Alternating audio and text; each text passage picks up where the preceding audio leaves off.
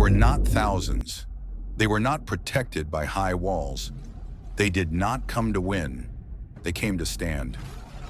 In the narrow mountain pass of Thermopylae, where the cliffs squeeze the earth and the sea whispers of doom, 300 warriors prepared to face the greatest empire the world had ever seen. Not for glory, not for conquest, but for defiance. This is not just a story of war. It is a testament to sacrifice, honor, and an unbreakable will. This is the story of the 300 Spartans. In the 5th century BCE, the ancient world was at a crossroads. On one side stood ancient Greece, not a country, but a fragile collection of city-states, often at each other's throats. On the other side stood the Achaemenid Persian Empire, the largest superpower the world had yet seen.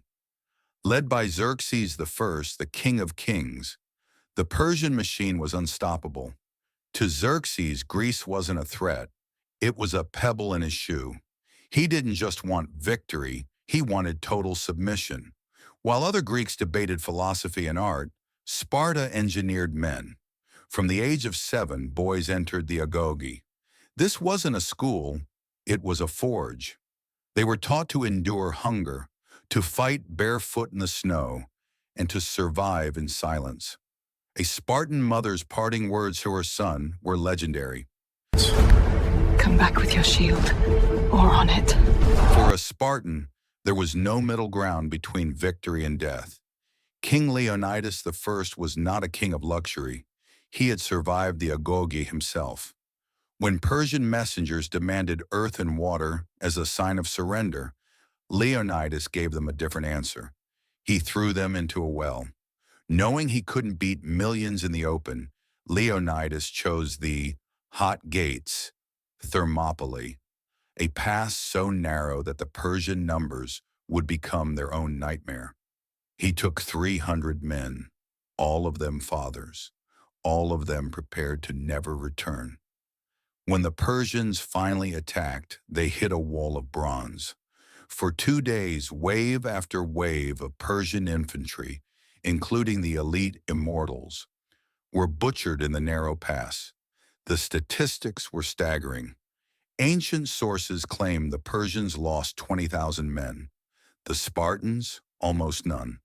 When told that Persian arrows would hide the sun, the Spartan Denekes famously quipped, "Good, then we shall fight in the shade. But shields cannot stop a knife in the back."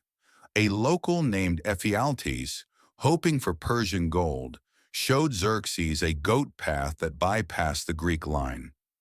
Realizing they were surrounded, Leonidas dismissed the rest of the Greek army to save them for future battles. He and his 300 stayed.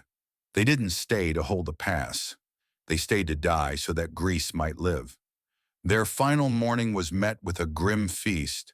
Leonidas's command was simple: eat well, for tonight we dine in Hades. They fought until their spears shattered. They fought with swords, then hands, then teeth. By the end of the 3rd day, every Spartan was dead. But they had won. They bought the time Greece needed to win at Salamis and Plataea. They proved that a small group of determined people could change the course of history. Today, an inscription stands at the site. "Go tell the Spartans, stranger passing by, that here, obedient to their laws, we lie."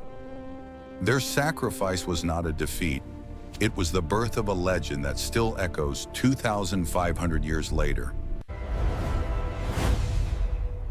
Subscribe now for more legendary stories from the past.